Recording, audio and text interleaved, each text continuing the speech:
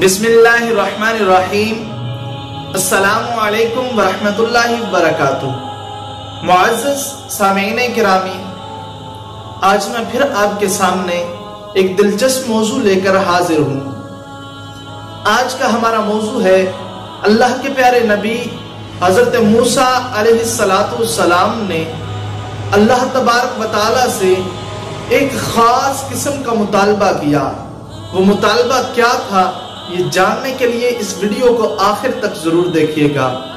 تو آئیے شروع کرتے ہیں آج کے موضوع کو، لیکن اس سے پہلے میری آپ سے ایک ریکویسٹ ہے کہ میرے چینل کو سبسکرائب فرما لیں اور ساتھ میں بیل آئیکن کو بھی پریس کر دیں تاکہ میری ہر آنے والی نئی ویڈیو کی اپڈیٹس آپ تک پہنچ سکیں۔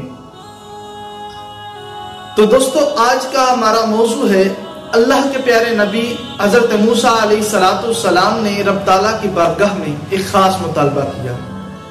حضور علیہ السلام نے ارشاد فرمایا کہ اللہ کے پیارے نبی حضرت موسیٰ علیہ السلام نے رب تعالیٰ کی بارگاہ میں عرض کی کہ یا باری تعالیٰ، مجھے ایک ایسا وظیفہ بتا دے جس کے ساتھ میں تیرا ذکر بھی کروں اور اس کے ساتھ میں دعا کروں تو میری دعا قبول ہو جائے۔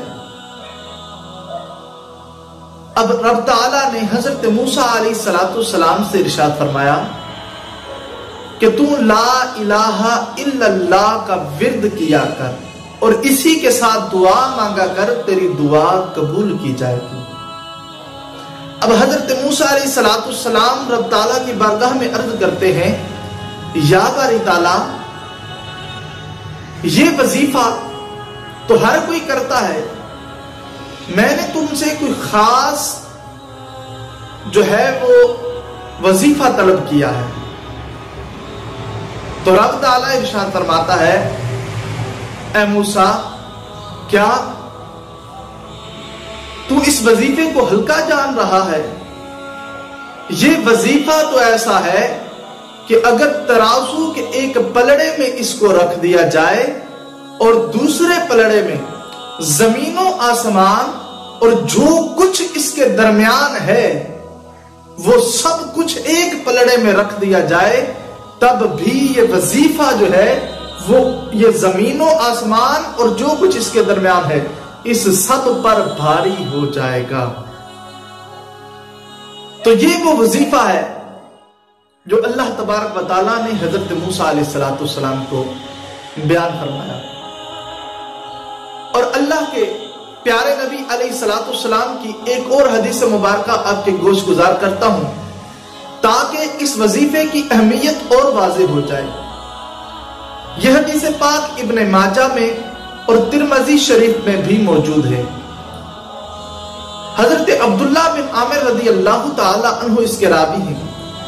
آپ فرماتے ہیں کہ رسول اللہ صلی اللہ علیہ وسلم نے ارشاد فرمایا کہ بروز قیامت رب تعالیٰ ایک بندے کو حساب کے لیے حاضر کرے گا اور اس کے سامنے اس کا نامہ اعمال کھول دیا جائے گا اور وہ 99 رجسٹر بنیں گے، 99 رجسٹر، اور اس رجسٹر کی لمبائی تا حد نگاہ وسیع ہوگی۔ اور رب تعالیٰ اس سے کہے گا کہ اپنے نامہ اعمال کو دیکھ، تو اپنے نامہ اعمال میں صرف گناہ ہی گناہ دیکھے گا۔ اور رب تعالیٰ اس سے فرمائے گا، کیا اس میں تمہارے ساتھ کوئی ناانصافی تو نہیں ہوئی؟ کیا تم نے واقعی یہ گناہ کیے ہیں؟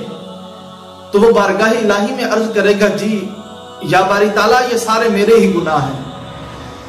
تو رب تعالیٰ فرمائے گا، کیا تم نے کوئی نیکی بھی کی ہے؟ تو عرض کرے گا، یا باری تعالیٰ، مجھے تو کوئی یاد نہیں پڑتا کہ میں نے کوئی نیکی کی ہو۔ تو رب تعالیٰ ارشاد فرماتا ہے، اے میرے بندے، تیرے ساتھ آج کے دن ناانصافی نہیں ہوگی۔ یہ تیرے پروردگار کا دربار ہے، اس دربار میں کسی کے ساتھ ناانصافی نہیں کی جاتی۔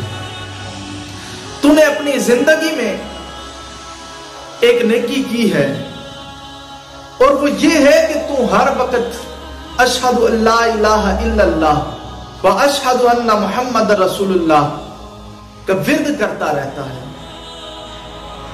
तो उस नेकी को रब ताला फरिश्तों को हुक्म देता है कि उस नेकी को इसके नामा अमाल से निकाला जाए और निकाल कर एक पलड़े में रख दिया जाए, तराजू के एक पलड़े में रख दिया जाए और बकिया तमाम गुनाहों के रजिस्टर एक तरफ रख दिए जाएं। अब वो तमाम के तमाम रजिस्टर एक तरफ रख दिए जाएंगे और वो कागज का टुकड़ा जिस पर ये कलमा तैयबा लिखा हुआ था उसको दूसरे पलड़े में रख दिया जाएगा। तो वो पलड़ा जो है जिसमें वो कलमा शरीफ था वो भारी पड़ जाएगा और वो गुनाहों वाले 99 रजिस्टर उसके मुकाबले में हल्के पड़ जाएंगे। तो अल्लाह तबारक व तआला उसे अपनी रहमत के जरिए जन्नत अता फरमा देगा। तो यूं भी बरोज़े क़यामत अल्लाह तबारक व तआला अपने बंदों पर रहमत फरमाएगा। तो हमें भी चाहिए कि जब भी मौका मिले इस कलमा तैयबा का विर्द करते रहें कि ये बहुत ही अफसल कलिमा है कि जमीनों आसमान को एक पलड़े में, कलमे को एक पलड़े में रख दिया जाए तो वो कलमा भारी हो जाएगा। तो जब भी मौका मिले इसका कसरत के साथ विर्द किया करें। आमीन बिजाहि नबी अमीन सल्लल्लाहु तआला अलैहि वसल्लम।